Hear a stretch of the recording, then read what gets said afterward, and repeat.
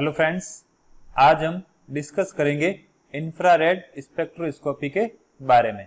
देखिए, infrared spectroscopy की बात करें तो इसमें जो मॉलिक्यूल्स या कंपाउंड्स होते हैं वो इंफ्रारेड रीजन की रेडिएशन एब्जॉर्ब करते हैं, इसलिए इसको इंफ्रारेड स्पेक्ट्रोस्कोपी कहते हैं। अब देखिए, ऐसे इनऑर्गेनिक और ऑर्गेनिक कंपाउंड्स जिनमें की कोवेलेंट बॉन्ड प्रेजेंट होते हैं वो इलेक्ट्रोमैग्नेटिक रेडिएशन की इंफ्रारेड रीजन की रेडिएशन को एब्जॉर्ब करते हैं। अब कोई भी मॉलिक्यूल जब इंफ्रारेड रीजन की रेडिएशन एब्जॉर्ब करता है तो उसमें मॉलिक्यूलर वाइब्रेशंस होते हैं और इंफ्रारेड स्पेक्ट्रोस्कोपी मॉलिक्यूल्स में होने वाले मॉलिक्यूलर वाइब्रेशंस के बेसिस पर उस मॉलिक्यूल का मॉलिक्यूलर स्ट्रक्चर डिटरमाइन करती है। या अगर इंफ्रारेड स्पेक्ट्रोस्कोपी की बात करें तो ये किसी भी मॉलिक्यूल में फंक्शनल ग्रुप को डिटेक्ट करने का एक सबसे सिंपल, रैपिड और रिलायबल मेथड है। इसके अलावा infrared spectroscopy structure, symmetry, purity, hydrogen bonding, structural और ज्योमेट्रिकल आइसोमर्स के बारे में भी इंफॉर्मेशन प्रोवाइड करवाती है। अब बात करते हैं इंफ्रारेड रेडिएशन की यूनिट और रेंज के बारे में। तो देखिए, इंफ्रारेड स्पेक्ट्रम में जो एब्जॉर्प्शन की पोजीशन है या जो सिग्नल की पोजीशन है उसको वेव नंबर के फॉर्म में रिप्रेजेंट किया जाता है। वेव नंबर को हम न्यू बार से रिप्रेजेंट करते हैं और इसकी डेफिनेशन क्या हो जाएगी, 1 सेंटीमीटर में जितनी नंबर ऑफ वेव्स होती हैं उसको ही हम वेव नंबर कहते हैं। जनरली इसके लिए जो यूनिट होगी वो हो जाएगी सेंटीमीटर इनवर्स। अब देखिए, वेव नंबर की बात करें तो ये रेडिएशन की एनर्जी से डायरेक्टली रिलेटेड होती हैं। मींस जितनी ज्यादा वेव नंबर की वैल्यू इंक्रीज होती है, एनर्जी ऑफ एब्जॉर्प्शन की वैल्यू भी उतनी ही ज्यादा बढ़ती है, या हम कह सकते हैं रेडिएशन की एनर्जी उतनी ही ज्यादा बढ़ती है। अब देखिए, अगर इलेक्ट्रोमैग्नेटिक रेडिएशन के लिए आईआर रीजन की बात करें तो उसको हम 3 रीजन में डिवाइड करते हैं। पहला हो जाएगा नियर इंफ्रारेड रीजन, दूसरा हो जाएगा मिडिल इंफ्रारेड रीजन और तीसरा हो जाएगा फार इंफ्रारेड रीजन। ये हो जाएगी इन रेडिएशन के लिए वेवलेंथ की वैल्यू और ये हो जाएगी इन रेडिएशन के लिए वेव नंबर की वैल्यू। यहाँ वेवलेंथ को माइक्रोमीटर में रिप्रेजेंट किया है और वेव नंबर को सेंटीमीटर इनवर्स में रिप्रेजेंट किया है। अब देखिए, इंफ्रारेड रीजन की बात करें तो ऑर्गेनिक केमिस्ट्री के लिए जो मोस्ट इंपॉर्टेंट रीजन होता है वो होता है मिडिल आईआर रीजन, जिसकी रेंज 2.5 माइक्रोमीटर से लेकर 15 माइक्रोमीटर तक होती है, या ये हो जाएगी इसके लिए वेव नंबर की वैल्यू। अब इंफ्रारेड स्पेक्ट्रम में जो मिडिल आईआर रीजन है उसमें ही मॉलिक्यूलर वाइब्रेशंस को डिटेक्ट और मेजर किया जाता है। इसी तरह से रमन स्पेक्ट्रम में भी मिडिल आईआर रीजन का यूज किया जाता है। अब बात करते हैं आईआर स्पेक्ट्रोस्कोपी के प्रिंसिपल की। तो देखिए, अगर हम किसी भी मॉलिक्यूल की बात करें तो उसमें जनरली 3 तरह के एनर्जी लेवल होते हैं। पहला हो जाएगा इलेक्ट्रॉनिक एनर्जी लेवल, दूसरा हो जाएगा वाइब्रेशनल एनर्जी लेवल और तीसरा हो जाएगा रोटेशनल एनर्जी लेवल। इन तीनों एनर्जी लेवल को हम इस डायग्राम से समझ सकते हैं। देखिए, सबसे पहले अगर इलेक्ट्रॉनिक एनर्जी लेवल की बात करें तो यहाँ पर E0 जो है वो ग्राउंड इलेक्ट्रॉनिक लेवल को रिप्रेजेंट कर रहा है। फिर E1 की बात करें तो ये फर्स्ट इलेक्ट्रॉनिक लेवल को रिप्रेजेंट कर रहा है। अब देखिए, इलेक्ट्रॉनिक लेवल की बात करें तो वो वाइब्रेशनल एनर्जी लेवल के सेट से बना हुआ है। यहाँ पर जो इंडिगो कलर से लाइंस बनाई हैं वो वाइब्रेशनल एनर्जी लेवल को रिप्रेजेंट कर रही है। तो यहाँ पर ये सारे एनर्जी लेवल मिलकर एक इलेक्ट्रॉनिक एनर्जी लेवल का फॉर्मेशन कर रहे हैं। अब अगर एनर्जी की बात करें तो सबसे ज्यादा एनर्जी होती है इलेक्ट्रॉनिक एनर्जी लेवल की, उसके बाद वाइब्रेशनल की और सबसे कम एनर्जी होती है रोटेशनल की। अब देखिए, वाइब्रेशनल एनर्जी लेवल की बात करें तो वो रोटेशनल एनर्जी लेवल के सेट से मिलकर बना हुआ होता है। यहाँ पर रोटेशनल एनर्जी लेवल को हम ब्लैक लाइन से रिप्रेजेंट कर रहे हैं। तो देखिए यहाँ पर ये दोनों वाइब्रेशनल एनर्जी लेवल हो गए और इनके बीच में ये रोटेशनल एनर्जी लेवल आ गए। तो यहाँ हम कह सकते हैं इलेक्ट्रॉनिक एनर्जी लेवल वाइब्रेशनल से बना हुआ होता है और vibrational energy level rotational energy level से बना हुआ होता है। और सबसे ज्यादा एनर्जी इलेक्ट्रॉनिक की, फिर वाइब्रेशनल की और फिर रोटेशनल की होती है। अब देखिए कोई भी मॉलिक्यूल जब रेडिएशन एब्जॉर्ब करता है तो वो इलेक्ट्रॉनिक, वाइब्रेशनल और रोटेशनल तीनों तरह की एनर्जी गेन करता है।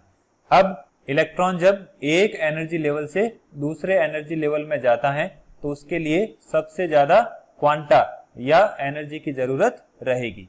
उसके बाद वाइब्रेशनल एनर्जी में जब वो ट्रांसफर होता है तो उसके लिए स्मॉलर एनर्जी या क्वांटा की जरूरत रहेगी। और अगर रोटेशनल एनर्जी लेवल की बात करें तो इसमें इलेक्ट्रॉन के ट्रांजिशन के लिए सबसे कम एनर्जी की रिक्वायरमेंट होती है। और यहाँ पर मॉलिक्यूल जब रेडिएशन एब्जॉर्ब करता है तो उसकी एनर्जी को हम फोटोन की एनर्जी के बेस पर एक्सप्लेन कर सकते हैं। मींस यहाँ पर जो मॉलिक्यूल है वो क्वांटा या फोटोन के फॉर्म में एनर्जी एब्जॉर्ब करता है और एक फोटोन या क्वांटा की एनर्जी होती है E = h न्यू, या इसको हम E = hc/λ भी लिख सकते हैं क्योंकि न्यू की वैल्यू क्या होती है c/λ। यहाँ पर h हो जाएगा प्लैंक्स कांस्टेंट, न्यू हो जाएगी फ्रीक्वेंसी, c हो जाएगी वेलोसिटी ऑफ लाइट और लैम्डा हो जाएगा वेवलेंथ ऑफ लाइट। अब देखिए जैसा कि हमने डिस्कस किया था इलेक्ट्रॉनिक ट्रांजिशन के लिए सबसे ज्यादा एनर्जी की रिक्वायरमेंट होती है, उसके बाद वाइब्रेशनल और सबसे कम एनर्जी की रिक्वायरमेंट रोटेशनल ट्रांजिशन में होती है। अब अगर IR रेडिएशन या इंफ्रारेड रेडिएशन की बात करें तो इसकी एनर्जी क्या होती है, स्मॉल होती है। मींस IR रेडिएशन की एनर्जी इतनी कम होती है कि उसकी वजह से इलेक्ट्रॉनिक ट्रांजिशन पॉसिबल नहीं हो पाते, लेकिन IR रेडिएशन की वजह से वाइब्रेशनल और रोटेशनल ट्रांजिशन इजीली पॉसिबल हो सकते हैं। अब वाइब्रेशनल ट्रांजिशन की बात करें तो जब कोई भी मॉलिक्यूल IR रीजन में एब्जॉर्प्शन करता है तो वो एक्साइटेड हो जाएगा और लोअर वाइब्रेशनल एनर्जी लेवल से हायर एनर्जी लेवल में ट्रांसफर हो जाता है। अब देखिए जैसा कि हमने डिस्कस किया था vibrational energy level rotational energy level के सेट से बना हुआ होता है। तो जब वाइब्रेशनल ट्रांजिशन होंगे तो उसके साथ साथ रोटेशनल ट्रांजिशन भी होते हैं। तो इस तरह से जो IR स्पेक्ट्रा बनता है उसको हम वाइब्रेशनल रोटेशनल स्पेक्ट्रा भी कह सकते हैं। अब देखिए अगर नॉन रिजिड बॉन्ड की बात करें तो उसमें रिजिडिटी नहीं हो सकती है। मींस किसी भी मॉलिक्यूल में जो बॉन्ड बना हुआ है उसके बीच में स्ट्रेचिंग या बेंडिंग जब होती है तो उसको हम नॉन रिजिड बॉन्ड कहते हैं। और अलग अलग नॉन रिजिड बॉन्ड के लिए जो स्ट्रेचिंग और बेंडिंग फ्रीक्वेंसी होती है वो भी अलग अलग होती है। अब देखिए रूम टेम्परेचर की बात करें तो किसी भी सैंपल के जो मोस्ट ऑफ मॉलिक्यूल्स हैं वो जनरली लोवेस्ट वाइब्रेशनल लेवल में रहते हैं। मींस वो ग्राउंड स्टेट में रहते हैं और जब वो IR रेडिएशन एब्जॉर्ब करते हैं तो वो मॉलिक्यूल क्या हो जाएंगे, एक्साइटेड हो जाएंगे और लोवेस्ट से next higher vibrational energy level में ट्रांसफर हो जाएंगे। मींस वो मॉलिक्यूल IR रेडिएशन को एब्जॉर्ब करके ग्राउंड स्टेट से फर्स्ट एक्साइटेड स्टेट में ट्रांसफर हो जाते हैं। अब एक्साइटेशन की वजह से जो वाइब्रेशन की कैरेक्टरिस्टिक फ्रीक्वेंसी है उसमें कोई भी चेंजेस नहीं आते हैं, लेकिन उसका जो एम्पलीट्यूड है वो इंक्रीज हो जाता है। देखिए अगर कोई भी बॉन्ड है और उसमें जो स्ट्रेचिंग हो रही है उसको हम स्प्रिंग के बेस पर समझते हैं। जैसे ये स्प्रिंग हो गई, अब इस स्प्रिंग को अगर हम खींचते हैं तो उसमें क्या होगी, स्ट्रेचिंग होगी। अब इस स्प्रिंग को हम खींचकर इतना लंबा कर देते हैं और उस स्प्रिंग को हम बार बार इस तरह से स्ट्रेच करते हैं। तो पर्टिकुलर टाइम में हम उसको कितनी बार स्ट्रेच करते हैं वो हो जाएगी उसकी फ्रीक्वेंसी। अब ये कह रहा है जब मॉलिक्यूल एक्साइटेड होता है तो उस केस में इसकी फ्रीक्वेंसी तो वही रहती है लेकिन उसकी एम्पलीट्यूड इंक्रीज हो जाती है। एम्पलीट्यूड का मतलब है जो स्प्रिंग की लेंथ है वो क्या हो जाएगी, इंक्रीज। मींस स्प्रिंग को अगर हम और ज्यादा खींचते हैं तो उसकी लेंथ क्या हो जाएगी, बढ़ जाएगी। मींस उसका एम्पलीट्यूड इंक्रीज हो जाएगा। अब अगर हम उस स्प्रिंग को 1 सेकंड में एक बार खींचते हैं तो उसकी फ्रीक्वेंसी क्या हो जाएगी, 1 पर सेकंड। और अगर उस स्प्रिंग को हम और ज्यादा खींचते हैं और उसकी फ्रीक्वेंसी वही रहती है, तो सिमिलर फिनोमिना जब मॉलिक्यूल एक्साइटेड हो जाता है तब वहां पर होता है। तो हम कह सकते हैं जब मॉलिक्यूल एक्साइटेड होता है तो वाइब्रेशन की फ्रीक्वेंसी तो वही रहती है, लेकिन उसका एम्पलीट्यूड क्या हो जाएगा, बढ़ जाएगा। अब देखिए एम्पलीट्यूड बढ़ने का कारण क्या है, जब वो फर्स्ट एक्साइटेड स्टेट में जाता है तो उसकी एनर्जी इंक्रीज हो जाती है।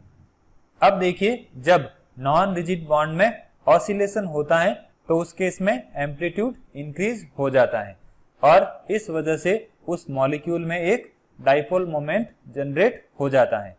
अब ये डाइपोल मोमेंट क्या करता है, उस आईआर रेडिएशन के साथ इंटरेक्ट करता है, इस वजह से वहां पर एनर्जी का एब्जॉर्प्शन होता है या आईआर रेडिएशन का एब्जॉर्प्शन होता है।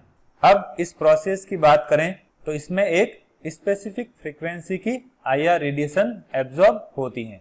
इस वजह से जो मॉलिक्यूल है वो आईआर रीजन में एक specific number of peaks show करता है और उसी स्पेसिफिक पीक की हेल्प से हम उस मॉलिक्यूल का मॉलिक्यूलर स्ट्रक्चर फाइंड आउट कर सकते हैं।